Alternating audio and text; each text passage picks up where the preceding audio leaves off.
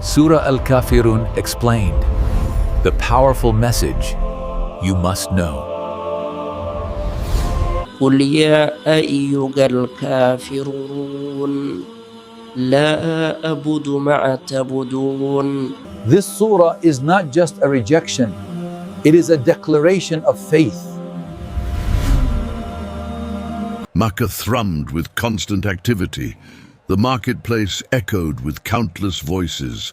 Towering idols dominated the sacred sanctuary. The merchant princes of Quraysh believed their dominion was absolute, their grip unshakable. Yet something unprecedented was unfolding, something they could not suppress, could not silence, and could not fully comprehend. A divine message had begun its quiet ascent. Initially whispered among small gatherings, it soon gathered unstoppable momentum, shaking the very pillars of their confidence. It was the eternal proclamation of Allah's absolute oneness, the foundation that would reshape everything. Welcome to our community. We encourage you to join us by subscribing. Show your support with a like and share in the comments which nation you call home as you witness this narrative unfold. If your heart is prepared, let us commence this profound journey. At the center of this transformative epoch stood a solitary figure, Muhammad, the messenger of Allah, upon whom be peace and blessings. He raised no military battalions. He pursued no secular dominion. Yet his measured words were dismantling something infinitely more formidable than physical fortifications. His message was shattering entrenched worldviews, demolishing centuries of inherited traditions, and dismantling the intricate power apparatus that sustained Quraysh's hegemony. Daily, additional hearts absorbed his teachings. Some embraced conviction immediately, others hesitated with uncertainty. But one reality became undeniable. The message was gaining inexorable momentum, and Quraysh grew profoundly anxious. They harbored no dread of conventional warfare, no apprehension regarding open rebellion. What truly terrified them was the prospect of forfeiting their supremacy. Their idols represented far more than religious artifacts. They symbolized institutional authority, economic prosperity, and the collective identity of Arabia's most influential confederation. Should the populace renounce these deities, Quraysh would forfeit everything: their prestigious standing, their governmental authority, their esteemed position throughout the Arabian Peninsula. Consequently, they employed every conceivable stratagem. They subjected him to ridicule and contempt. They hurled insults and accusations. They presented him with extraordinary riches. They dangled promises of unparalleled authority and influence. Yet none succeeded. And when aggressive intimidation proved ineffective, they resorted to something considerably more perilous. They proposed compromise. Picture this defining juncture. The influential leadership of Quraysh, individuals commanding tremendous respect and authority, approached the messenger with an offer. Not with rage, not with menacing ultimatums, but with measured composure and diplomatically crafted language. It appears reasonable. It sounds harmonious. It even appears equitable. Venerate our pantheon for 12 months consecutively. Subsequently, we shall honor your singular deity for the following year. At first consideration, this does not appear to constitute outright rejection. It resembles achieved harmony, peaceful coexistence, a reasonable pathway toward resolving escalating hostility. Nevertheless, this arrangement was fundamentally not peace.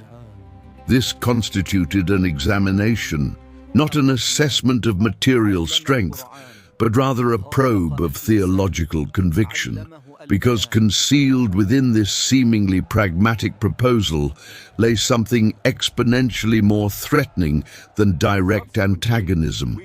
It embodied the dangerous notion that truth and deception could coexist simultaneously, that absolute monotheism could intermingle with polytheistic practice, that Islam's fundamental message could be attenuated, compromised, or restructured through negotiation.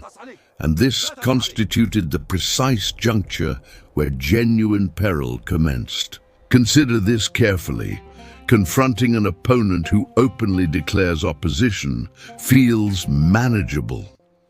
But what transpires when opposition arrives, concealing itself behind a smile? What unfolds when deception does not oppose you through force, but rather invites you toward capitulation? This precisely describes the scenario unfolding before the messenger. The challenge transcended mere external opposition. It penetrated psychological dimensions, social considerations, and emotional complexities, because accepting this proposal would bring temporary peace. No further degradation, no continuation of economic boycotts, no perpetual communal discord. Normalcy could resurrect itself, yet the expense would prove devastatingly high.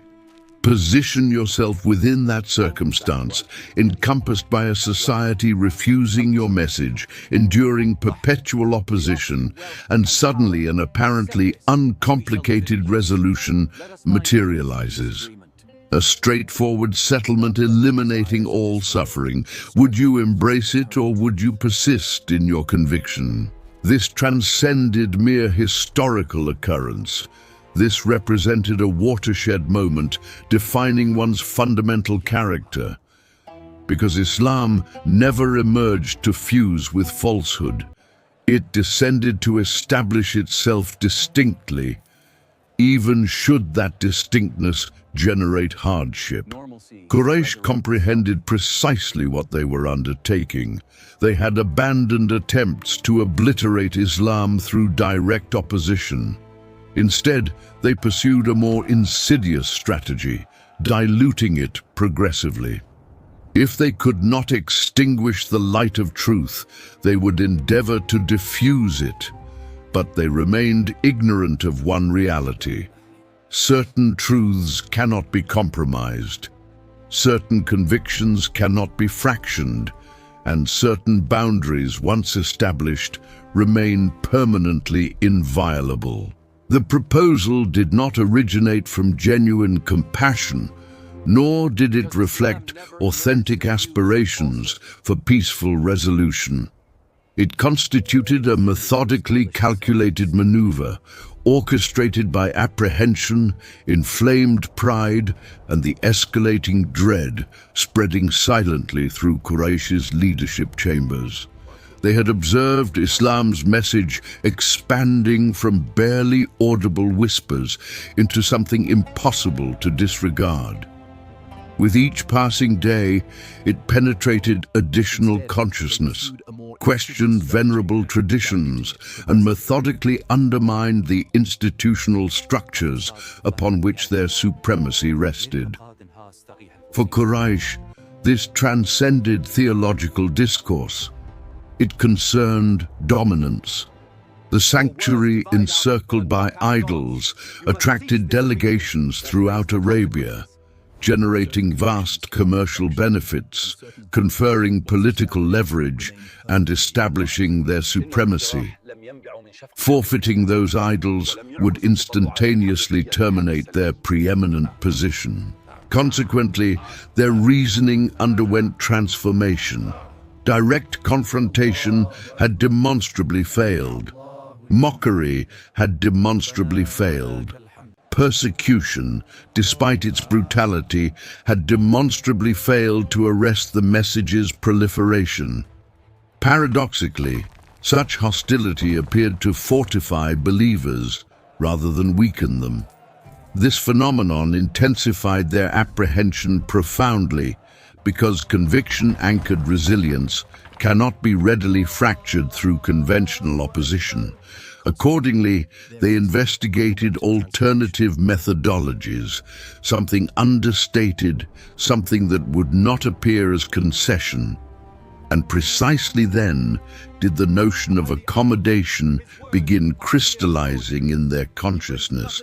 It appeared strategically brilliant. Rather than combating the message directly, they would gradually weaken it. Rather than openly rejecting Muhammad, they would propose intermediate ground. This would manufacture perception of unified harmony whilst preserving their theological foundations, and should he yield even marginally, everything would transform fundamentally, because Islam constituted not merely a religious doctrine, but rather a foundational edifice. Should that edifice crack, the comprehensive superstructure would deteriorate progressively. They perceived something profoundly accurate. Populations gravitate toward clarity. However, when truth intermingles with falsehood, confusion proliferates, and confusion advantages those wielding authority. Therefore, this proposal was never motivated by reverence. It constituted authority, camouflaged beneath the facade of peaceful resolution. Now contemplate the societal atmosphere encompassing the messenger throughout this period. He inhabited no isolated sanctuary divorced from collective society. He traversed the community pathways, registered their perspectives, and experienced acutely the tremendous pressure of their collective expectations. Familial attachments, tribal associations, and collective social gravitational forces perpetually surrounded him. This represented a community where diverging from prevailing consensus incurred substantial consequences: ostracism, economic exclusion, social humiliation. Every available option presented hardship, and abruptly, here materialized an option that eradicated all that discomfort. No additional antagonism, no supplementary fragmentation, merely a straightforward accord satisfying every stakeholder. Nevertheless, concealed beneath that simplicity dwelled a far more profound menace, because the instant you incorporate even marginal elements of deception into truth, you establish conditions for its multiplication. Quraysh recognized this calculation with precision. They entertained conviction that temporal circumstances would accomplish the remainder. That singular year of compromise would proliferate into extended compromise. That distinctness would progressively diminish, and ultimately the message would forfeit its transformative capacity. This transcended momentary tactics. This represented a prolonged strategic initiative, a measured endeavor toward reconstructing truth whilst avoiding appearance of armed opposition. And precisely this circumstance rendered the moment so profoundly consequential, because the obstacle no longer constituted resistance against oppression. It concerned safeguarding sanctity, that particular sanctity which cannot be compromised, modified, or fractioned. And in that critical juncture, the emotional and spiritual burden intensified exponentially, because what was being requested proved far from inconsequential. It was not marginal modification, nor harmless ceremonial gesture. It represented a fundamental reorientation, an undertaking toward merging what was never intended for combination. Executing this would fundamentally alter the message's nature. It would cease representing clarity. It would transform into something ambiguous, something compromised, something fundamentally uncertain, and this uncertainty would commence dismantling precisely everything Islam's revelation intended to eliminate. Therefore, the pressure transcended external application. It penetrated internally, operated subtly, and functioned with meticulously calculated effectiveness. And precisely this dynamic rendered the proposal so profoundly hazardous, because it possessed no appearance of threatening danger.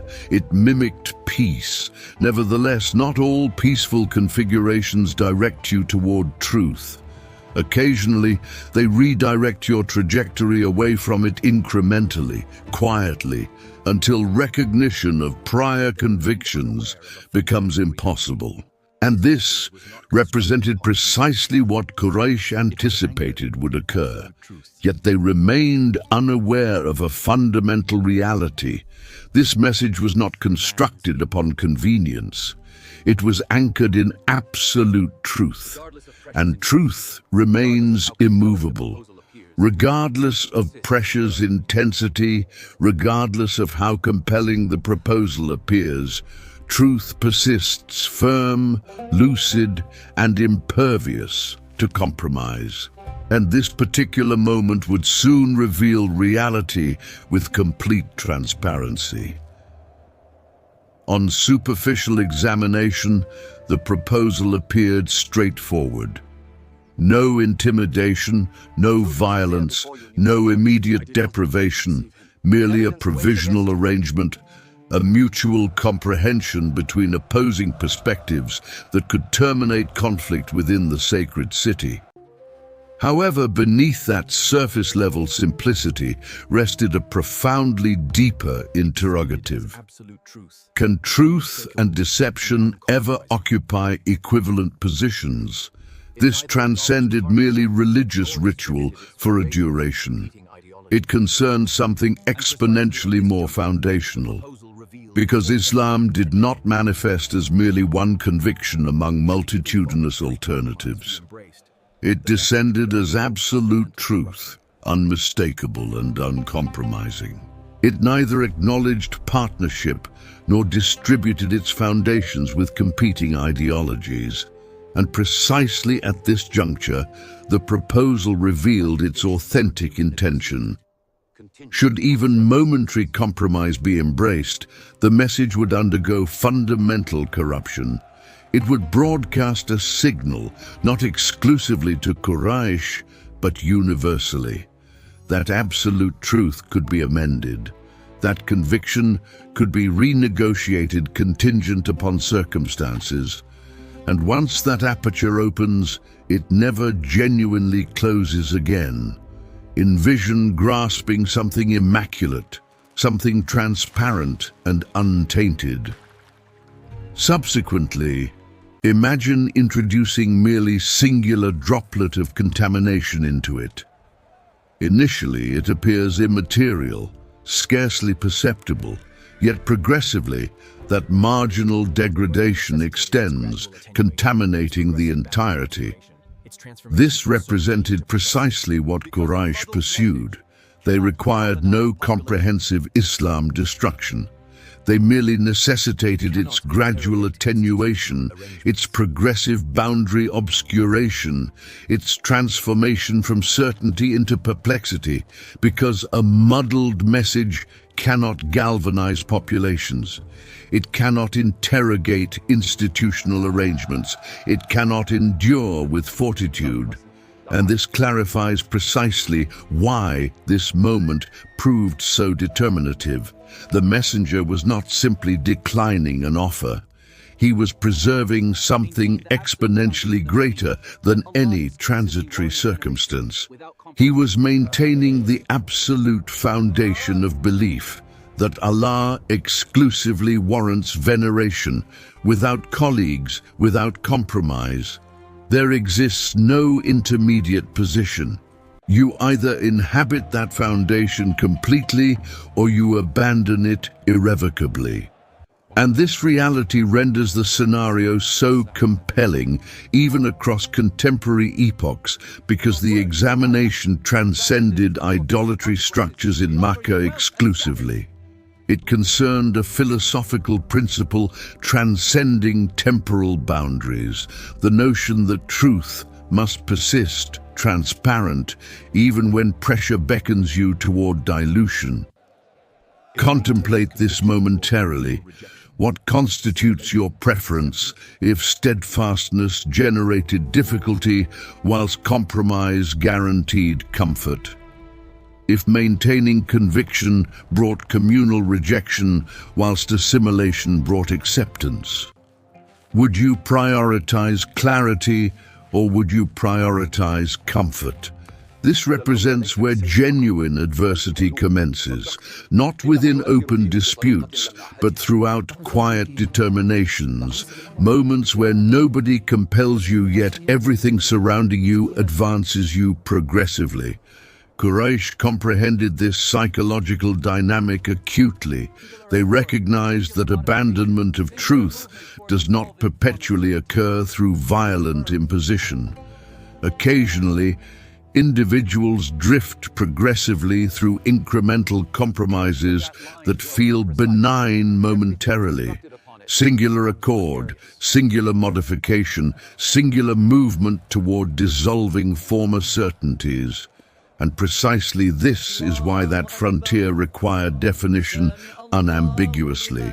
Because should that line grow imprecise, everything constructed upon it becomes precarious. Spirituality forfeits its potency, identity forfeits its distinctness, and ultimately what remains no longer resembles what it once was. Islam did not manifest to dissolve throughout society. It arrived to reconstruct it, and transformation remains impossible should the message itself remains doubtful. So the proposal, despite its deceptively peaceful presentation, could never constitute legitimate option. It represented examination, an evaluation of spiritual steadfastness, an assessment of character, an examination of whether absolute truth would persist as truth even when compromise appeared simpler. And within that moment, something became undeniably apparent. Certain boundaries warrant maintenance, not because transgressing them causes instantaneous catastrophe, but because transcendence alters everything subsequent. They differentiate between monotheism and associationism, between transparency and ambiguity, between persisting resolute and progressively disintegrating. And this constituted precisely one of those boundaries, a boundary that would shortly be articulated with unmistakable clarity. The disagreement had intensified to unprecedented levels. The proposal had been presented, the pressure had been implemented, the examination was apparent, and now arrived the moment where response would determine everything that followed. This was not an answer formulated through emotional reactivity, nor through calculated tactics, nor through dread of repercussions. It represented something exponentially more significant, divine revelation in a universe overflowing with cacophony, opinions, and relentless pressure. A distinctness materialized that penetrated everything. Not negotiation, not deliberation, but proclamation. Resolute, immediate, unchanging. Declare, O disbelievers. From these inaugural utterances, the psychological orientation was established. There was no effort to minimize the message, no attempt to render it more palatable. It addressed reality precisely as it existed, not to demean, not to provoke, but to assert truth with absolute transparency. Because occasionally, transparency itself feels abrasive. I do not venerate that which you venerate. This frontier was being demarcated, not merely in that particular instant, but perpetually. A lucid demarcation separating two trajectories. No convergence, no merging, no disputed regions. And instantaneously, everything transformed. The ambiguity they aspired to establish was eliminated. The entrance they endeavored to preserve was sealed irretrievably. And Islam's message manifested precisely as it was meant to, unpolluted, uncompromised, and transparent for all pursuing it. Nevertheless, this revelation extended considerably beyond that Makkan moment. It carries significance that transcends that temporal period, because this identical examination persists. Not through idolatrous statues encircling the sacred shrine, but through alternative manifestations, alternative structures, alternative pressures advancing toward compromise. Circumstances where merging truth with deception feels less burdensome, where remaining steadfast feels more demanding. And throughout those moments, this chapter persists as constant affirmation that conviction is not circumstantial, that truth resists attenuation, that character does not constitute merchandise for convenience. It illuminates that clarity constitutes potency, that establishing limits represents not division, but safeguarding of spirituality, of direction, of purpose. And perhaps most significantly, it exemplifies that you require no perpetual argumentation to defend truth. Occasionally, all that proves necessary is remaining unshakable and declaring this constitutes my conviction, and it shall remain unchanged. That represents the strength of Surah Al-Kafirun, not merely as reactive response to a specific proposal, but as timeless assertion that truth persists true, regardless of pressure's magnitude encouraging modification. The Makkan moment transitioned into history, yet the message persisted. It did not become confined to antiquity. It did not remain restricted to single discourse between Quraysh and the messenger, but rather became perpetually present, pertinent, and dynamically alive within each generation thereafter. Because the examination never terminated, it merely transformed manifestations. Currently, no idolatrous statues stand encircling the Kaaba equivalently. No magistrates proffer alternating worship annually, yet that proposal's essential substance endures persistently, concealed underneath alternate vocabularies, alternate circumstances, alternate pressures. And occasionally, it demonstrates even greater challenge to recognize, because contemporary compromise does not necessarily manifest as worshipping something supplementary. It can appear as gradually adapting convictions to facilitate integration. It can manifest as maintaining silence when truth feels uncomfortable.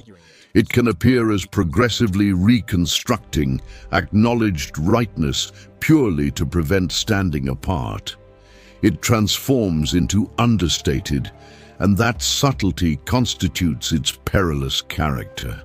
Imagine inhabiting an environment where steadfastly maintaining your theological convictions attracts scrutiny, judgment, or even ostracism, where the least obstructed path constitutes not steadfast adherence, but assimilation, to soften your position sufficiently to gain approval, not entirely forfeiting spirituality, but gradually reconfiguring it so its burden becomes manageable. Would you even register when that transformation commences? Because seldom does metamorphosis happen simultaneously. It initiates minimally, A hesitation here, a compromise there, a moment where you prefer comfort over transparency. And progressively those marginal moments construct something more substantial. This explains precisely why Surah Al-Kafirun transcends mere rejection. It constitutes consciousness raising, consciousness regarding your standing, consciousness regarding your convictions, consciousness regarding how readily those convictions undergo influence when not actively maintained.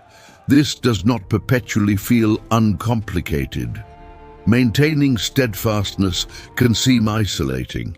It can feel like you navigate opposition to prevailing currents, like you clutch something the surrounding community does not wholly comprehend. Yet that constitutes where authentic spirituality demonstrates its strength, not in pursuing what proves uncomplicated, but in safeguarding what demonstrates authenticity. And this represents the profounder message. Spirituality transcends mere intellectual consent. It encompasses consistency throughout living. It entails recognizing your limitations and declining permitting them to become uncertain, whatever appealing alternatives materialize. Because once transparency disappears, everything commences dissolving progressively.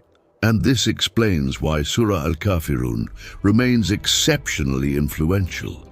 It reaffirms that who you are represents no bargaining material, that your connection with your Creator transcends modification contingent upon comfort, and that truth, once comprehended, merits maintenance with steadfastness, not brutally, not arrogantly, yet unshakably. And in a universe brimming with turbulence, disputations, and perpetual persuasion, occasionally the most influential action constitutes standing tranquilly and remaining steadfast. Because not every conflict resolves through discourse. Certain triumphs arrive simply through declining to progress. The narrative concludes, yet the fundamental question remains unresolved, because fundamentally this transcended Quraysh exclusively.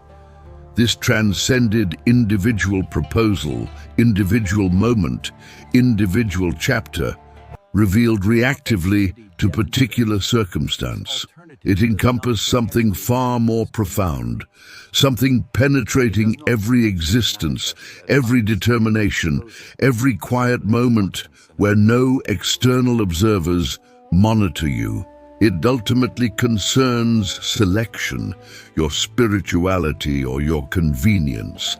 And authenticity demonstrates this alternative does not perpetually manifest dramatically. It does not perpetually manifest as unmistakable proposal resembling the Makkah scenario. Progressively, it manifests throughout understated mechanisms, marginal selections, tranquil compromises, moments where you rationalize this proves inconsequential. Yet those moments maintain significance because every marginal selection constructs something more comprehensive. It constructs your trajectory, it constructs your character, it constructs the individual you progress toward becoming. Even when instantaneous recognition remains impossible, visualize standing unaccompanied, confronting selection where nobody compels you, nobody monitors you, and nobody will interrogate you should you select the simpler trajectory. You can modify marginally. You can assimilate sufficiently. You can circumvent discomfort merely this instance. Would you progress that direction? Or would you pause, deliberate, and recollect what you represent? And that constitutes the ultimate communication. that your spirituality does not represent temporary possessions. It does not constitute something to carry exclusively when circumstances prove favorable. It constitutes something describing you, guiding you, and molding every facet of your existence. Therefore, should the community present you simplicity in exchange for transparency, recollect this moment in Makkah. Recollect the proposal that seemed peaceful yet concealed inherent danger. And recollect the declaration that declined bending, not via hostility, not through presumption, yet via certainty, because fundamentally it returns to you, your determinations, your trajectory, your spirituality. And perpetually, in mechanisms both considerable and marginal, you encounter that identical interrogative repeatedly. Will you maintain steadfastness, or will you progressively move away? Subscribe now so you remain connected for forthcoming presentations. We earnestly request your supplications because we navigate demanding circumstances. We require your intercessory prayers so this vital ministry persists uninterrupted. Until our subsequent gathering, may the Almighty shower you with His gratification and blessings.